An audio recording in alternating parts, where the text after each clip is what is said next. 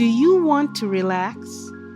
Are you having trouble sleeping or focusing? CBD reduces anxiety, chronic pain, seizures, PTSD, depression. Try our CBD gummies or chocolates.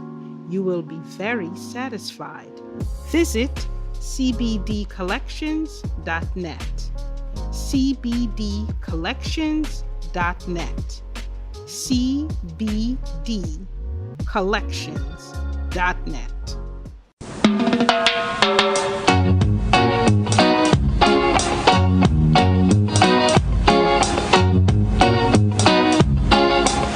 Hello, everyone. Welcome to another conversation. Today we have an award-winning author, Kwame. He's a prolific writer, entrepreneur, trainer, mentor, and orator. In this book, he wishes to share. In writing this book, he wished to share a pivotal time in his journey and the lessons he learned. He loves helping others to share and enjoy his life experiences and aims to empower others in this way. He is a passionate for great chocolate and is a qualified football referee, certified trainer and mentor. Learn and lean in and drink deeply from the wisdom he is about to share. My co-host, Chris Daly, will be doing the interview. So take it away, Chris. Wow, what an introduction. Welcome, Brother Kwame, to our conversation. Thank you for having me. It's great to have you. Well, yeah, with such an illustrious interview, let's delve beyond that and to see how do you get to this great status that you are. Give us a little taste of your Jamaican roots. Okay, well, I was born in the UK. Came out to Jamaica was my father and my brother. He brought us back to Jamaica very young. I was very young, probably about 7 years old. Oh, sorry. Just, I thought I had turned off my phone. Yeah, so I came back very young. Ended up living in Jamaica for a while. Went to school, worked, and then went back to the UK to complete my studies in terms of getting, because I didn't get enough subjects in high school. So the option that I had was to go back to the UK, which would, at the time, they were able to fund someone getting qualification by giving away money like grants for free. So my father is Jamaican, and I grew up in Jamaica. And Jamaica's always been my life. Jamaica's always been my heart, So okay. After living away for a while, I decided to come back home, Yeah. So what parish you're from, and what was growing up there like? My father's from Portland, and my mother's from St. Catherine. But I personally grew up in Kingston, So they met in England, and that's how my brother came about. But I was always lived in Kingston, and it's been I love Jamaica, even when I went away, I was always coming back home. I always come back home. So my friends would always say to me, "Why do you want to come home?" And I said, "Yeah, I'm gonna come home. When I'm ready, I'll come home." So I've traveled and all that kind of stuff, worked away, and decided that the time to come home, especially after COVID years, Yeah. So okay, this is great. So you clearly, you spent some of your formative years in Jamaica, and then you migrated back to the UK. Yeah. How was going back and forth between those two cultures like for you?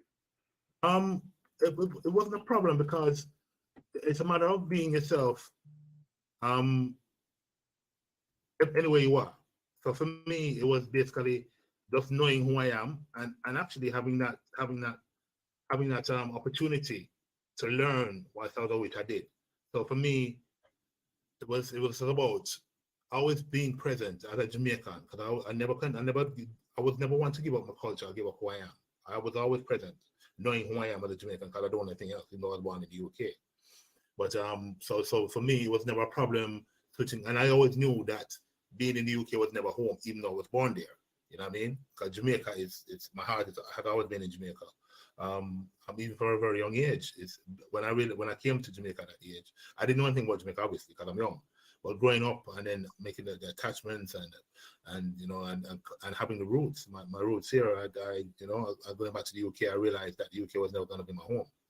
So Jamaica has always been in me, and Jamaica has always been a part of me. It's in your DNA. Yes, it is. So you're man of so many talents, multi-talented guy. But we're going to be talking about your writing skills tonight. How did you discover that talent? Well, writing discovered me. Beautiful thing is, at the time, growing up in Jamaica, and even now, you're encouraged to write from a very young age. You're encouraged to write poems, you're encouraged to write essays and compositions. So in primary school, that was something that we all did. When into high school, I didn't pursue it at all. As a matter of fact, even though I was in the art class, really, because we had different types of classes. They had a business class in terms of the different grades, and they had arts and they had sciences. I was in arts. Even then, I didn't recognize that. As a matter of fact, I didn't do any writing in high school. So it's only when I left and returned to the UK to continue my studies, or to begin studying again. It's whilst I was working in a government office, actually in the civil service. Someone had approached me to do a poem. I just out of the blue, and I said, "Yeah, man, I can write you a poem." They wanted a personalized poem for a loved one, and I ended up doing that. And that's basically how it started. When I got it back, they enthused, and then more people started coming to me. I said, "You know what? I'm probably good at this thing," so I continued doing poetry, and that's how I actually started. I ended up doing a lot of sending poetry into competitions, and I won awards back in the day. And then I decided to do longer prose. I started to do longer works. And that's really how it started. It really started by someone saying to me, if I knew how to write a poem, and I wanted to do a poem for a loved one. And that's just how it started. And then it's continued from there. It's continued from there. It was a hobby. Pen of yours on fire. Yeah, exactly. And it was just a hobby at the time. It was just a hobby until I had my experience of being in that place.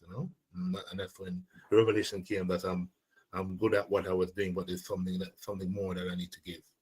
What my life purpose was or is. But here it is. It's probably writing a love poem is one issue, but writing a story like you've just written here. Listen to the title of the book, people. My Date with Depression. You're to love, but a date with depression. Yeah. Come on now, Kwame. How did you come to write about such a challenging topic? Exactly. Well, you see, like I said, back in 2000, because I had migrated to Canada, and in 2006, 2005, 2006, 2007, because I had ended up getting in a situation where I had got a lot of money, invested it, lost it, and that was what caused me to go into a state of depression, because I didn't know, how to pay back creditors and all that kind of stuff. And it was obviously internalizing all that stress caused me to go into a depressive state. And while I was going through that experience, that because I didn't know it was that. What I was in it, I didn't know that what it was I was in, or that experience that I was going through. And it was my cousin and people around me who were starting to see that abnormality in my behavior. And they're the ones who identified what I was going through. And I think it was only after I went through that experience, and I can go into detail about the experience itself. It was years later that when I was reflecting on where I was, I realized what it was. And it was whilst I was reflecting, something came to me and said, it was like, going out on a date with a girl. You're going out with someone, and that's what it was. I was going out with depression, really, and that's how the title came. The subtitle was came about from my ex-girlfriend, actually. She's the one who helped me create the subtitle. And but the actual title itself came to me and said, that's what you had. You had a date with depression, like a date with a woman or a date with a girl. It was the same sort of process, and that's how the title came. And it was inspired. It was an inspired title, Okay. And you also have the subtitle, as you said, your ex-girlfriend came up with, folks, it's From Mental Uncertainty to Self-Fulfillment. Yeah. What was the promise of such a subtitle? It was, and that's the thing. So when you're in that space, you're mentally ill, right? So you're mentally uncertain. You're the things around you. Like I said, your behavior and being in that space, you impact other people. You know what I mean? Or people who love you, and it was being in that space that, like I said, when I was having a discussion with her, and when she saw it, when I was coming up with the title and everything else, and I was trying to find a subtitle, and she said, this is what it was, because she could actually, even though she wasn't the one who went through that experience with me, that was with another ex-girlfriend of mine who actually had a heavily influence in terms of me finding myself. But this one, she actually saw the title and said, no, this is what you can catch, because she read the story and she said, this was done. I said, you know what? That sounds like a good subtitle. And that's how the subtitle came about, the tour discussion that we had. And it is self-fulfilling, because going through that experience and coming out at the other end, I can actually say that I've self-actualized where I am today based on the experiences that I've been through, or that experience, that particular experience that I had. So so the self-fulfillment came, because it actually is a self-fulfillment. I've now attained, I've now acquired, I've now achieved, and I'm self-fulfilled in that sense. You framed it very well, that you can see yourself on a journey of self-fulfillment. But a lot of times when people are in depression, they really don't have that kind of way of framing, but at least you have some supportive people in your life to help you frame that. But Exactly. it also took a lot of courage, especially for men, to come to terms with something this challenging. For sure. How did you drum up the courage to be able to write something and to be that vulnerable? Yeah, well, I would say I've cheated actually, because I'm a writer. So for me, but I hadn't actually written anything about myself in regards to my life story, my life journey. There's only two stories. Well, one story, a short story that I did that I won a prize for, which is in one of my short story books, Deep Root Strong Tree. And that story was the only personal story that I've ever written about myself, or what I had experienced as a child. So I was reflecting. I said, you know what? I've never actually written anything about myself in regards to my journey. And that part of my journey was very pivotal in terms of which direction I would end up or which direction I would go. So I said, let me write about that particular experience. And that's basically how it happened. I wrote the story on the experience that I went through, like I said, 2005, 2006, 2007. And I wrote the entire story in 2015. So that's how long it took for it to come out, really. And even then, it was something that I had written and I had lost the manuscript.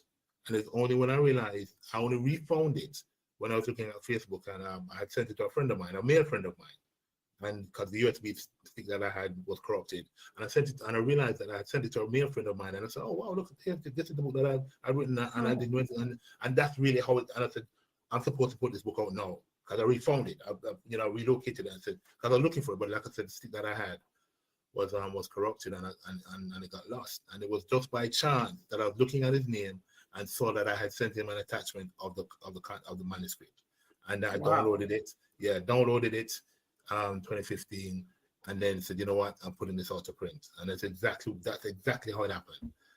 So and I said, this now's the time for it to come out. And yeah, and what I have realized in my journey is that you're right, you're correct. We don't talk about this stuff as men. It's coming, it's changing, and I'm glad that it is.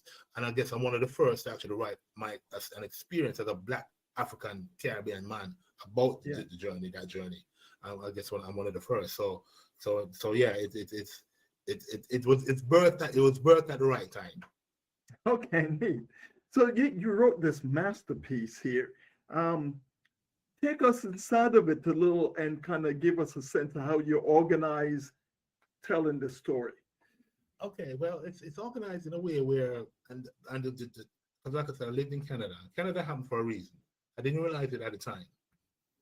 And like I said, I migrated to Canada because when I migrated to Canada, it was basically to set up a business with two other partners. One of the other partners couldn't get in because he's Pakistani, but the other one wasn't able to leave the UK yet. So I was the first one. I went, and then from there on, it's almost like everything was cataloged. That was signposted for me to go through this particular journey. Like I said, I got a lot of money from the bank, invested a lot of it into property, into businesses, lost it, based on the type of partners I had at the time, and how that was sabotaged, and then going into the state of depression.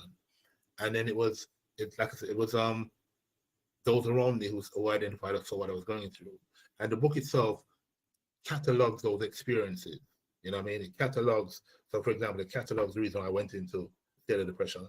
It catalogs the things that happen, or the processes that happen that enabled me to start healing.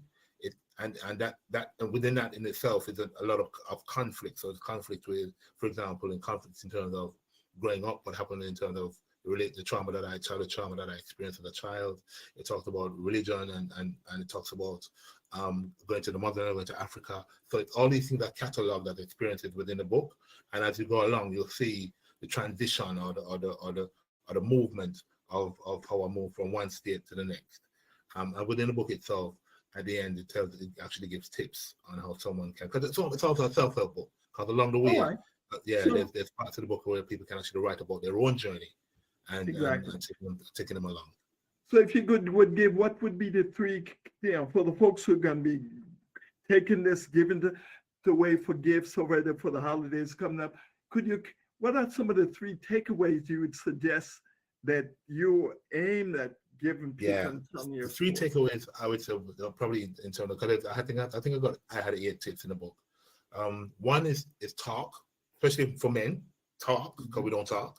And when I say talk, I mean going really deep, finding someone who more than likely sometimes it needs to be another male, a male who is rounded, who's grounded, who's holistic in his own approach and how he move, and some people probably go to the state of saying how moving a spiritual earthy way. So it's finding an individual like that, somebody who is not caught up in the hype, so to speak. Somebody who's grounded, like I said, and then being able to be open and honest. You know what I mean? That is, and that also comes being open and honest with yourself first. You know what I mean? Being open and honest and understanding why you're in this particular space. Talking about it. Because like I said, as men, we don't talk and we tend to internalize the pain. So that's the first thing I would say. Talk. The second thing I would say is write. Because writing and especially journaling and helps in regards to the healing process. Writing is great therapy. You know what I mean? Writing enables us to expel, you know what I mean? And for us to examine and to reflect and to say, you know what? I'm in this space. What is it that I want? Because as we know in the Bible, what's called the Bible, the first thing was in the beginning was the word. So obviously that means writing is the most important thing in humankind development. So writing is important. And then the last thing I would say is also creating space or creating time for reflection and time to meditate. So that kind of, and meditate doesn't mean closing your eyes and sit down and go, meditate means basically having the ability to just go for a walk. You know what I mean? Yeah. Especially around, like, I'm fortunate enough to be in the Caribbean. So it's like a lot of greenery, sea or water, because that helps with the healing process. A river. I'm walking by these things and being still, you know what I mean? So those are the three main things I would say is the ability to talk, is to write, and to have the time to reflect in a space where you can stop and be able to be still and to look within. This is powerful, Kwame. So how would people go and find this fine work of yours? All right, so the book is available on it's a platform like Amazon. It's available on Amazon. It's lulu.com. It's lulu.com. And it's put in the search my day with depression and they'll find it, you know. But it's also, like I said, it's also accompanied on Amazon, but I try to channel people to my shop window on Lulu. Because there's more works on Lulu than there are on Amazon. So Lulu, put in your name and Lulu, and then, that's fine. Lulu.com. Very simple. Lulu.com, lulu.com. And do a search on My Day with Depression and they'll find all of it. You want to spell your name out just to make sure that they get that too? All right. So the name is Kwame, Kwame. McPherson, McPherson. So it's Kwame McPherson. Okay, Kwame McPherson at Lulu. Yeah. And I'll find all my words. Good. So the topic is so pregnant with possibilities. Have you given any word of turning some of this into like a workshop for those who may not have the strength to do that? Yeah. Funny enough, I'm looking to roll out some workshops in the new year because I've done workshops before. Yeah. Because I was in transition, heading back to the Caribbean and that kind of stuff. So I haven't done workshops for a while in terms of My Day with Depression, especially around depression, I should say. But I'm looking to do that now to roll out those for the new year. I also have other workshops around writing. And enabling people how to write and that kind of stuff. So there's two different types of workshops that I'm going to be having organized and arranged for the new year. And there will be around depression and there will be around enabling people to write. Because writing, like I said, writing is a therapy. And that will lead on to Like I said, the workshops themselves will probably be specified or specific to men in particular, because I really think that we need that kind of space and forum more than anything else. And the writing workshops is just in general. So yeah, so people can look out for that in the new year. Plus, I'm coming up with a new website and that kind of stuff. That's really fantastic, Kwame. But we know you're on the tier here. You've written a lot of stuff. Do you want to even whisper to us what's next in your lively pen? All right. Well, yeah, sure. I was also recently awarded the Commonwealth Short Story Prize, which is for 2023 because it happens every year. So I recently won for the region, Caribbean, and I also won it internationally. So I won the Commonwealth Short Story Prize. Yeah, and I'm the first Jamaican to win the international prize. So that's huge in itself. And on the back of that, I've been invited to so many functions, media stuff, work. But the culmination of that is that I've been invited to Buckingham Palace. So that's yeah. So that's a huge thing. And that's in the short term. So long term, medium term is I'm working with people to write their own stories in terms of books. Because I'm also a book coach, and then long term, well, I've got my own material to come up with. So that people can look out for those. Kwame and Charles. I don't know about that because it's funny enough, I've been invited by the Royal Commonwealth Society, and it's under the patronage of the Queen, who is Queen Camilla. So okay, all right. Yeah, there you go. So like I said, I'm supposed to be traveling tomorrow. Well, I'm glad we got to talk to you before you get elevated. Exactly. Yeah. So I'm going to travel by tomorrow. Yeah. So those are the things. Those are the exciting things. And like I said, there's always going to be something cropping up. Because, for example, I recently concluded a tour called the Jamaica Poets Nomadic Tour. And what we did, we took poetry into schools and colleges. And so that just concluded on Friday. So that was also working with young people, enabling them through the spoken word, listening to their works. And it's been a phenomenal journey. So there's a lot of things, that's going on, that's happening. This is really great, Kwame. So as we close, do you have any parting wisdom to our audience this evening? Yeah, well, like I said, especially after the past 2 years where we had COVID, and a lot of people struggled with their mental health.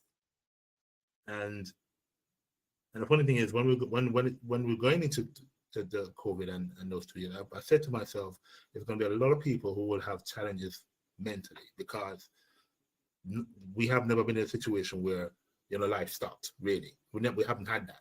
We've always been on the go from birth to death into 20th century. The world hasn't been on the move. So really and truly, it would be a shock, and we're seeing the repercussions of that now. And I think for people who are struggling with their own mental health, like I said, this is what I suggested before, is take the time out to stop and to reflect where they've been, why they feel like what they're going through, and again, and have someone to speak to, someone to talk to, what I mean, and also to read good books and to watch uplifting videos and that kind of thing. But and obviously we know there's different levels of depression, but starting at the base where it's really where the challenges come more so, because once you're in it, then it can get worse depending on what you do or don't do. You know what I mean? So I would say to anyone is that it's not, I wouldn't say it's easy experience, because it's not, but it's finding ways or methods that can enable someone to get out of that space, like I said, and the main thing is talking. I'm telling you, the main thing is talking. Okay. Right. Well, boy, if for the last few minutes you've been here and you've just enthralled us with a lot of wisdom. So folks, thank you. Get out. If you have a loved one who could use such a work, please get it in their hands. That's the best thing you can do to them. You're giving them life. Yes. So thank you for taking your pen and giving us life, Kwame. Thank you. Yeah. There's more to come. There's more to come with it, actually, because I think there's still more to do with it. Yeah. So to learn more about Kwame McPherson, visit info@authoritybrandbuilding.com. To learn more about Chris Daly, visit chrisdaly360.com. To learn more about Jamaican Diaspora, visit jamaicandiaspora.com.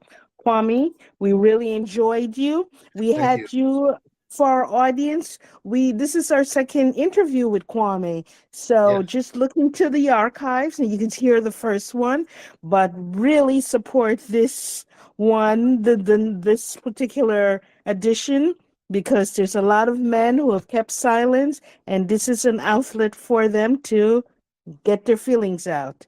Thanks, Kwame. Bye Thank now. you. Thank you for the interview.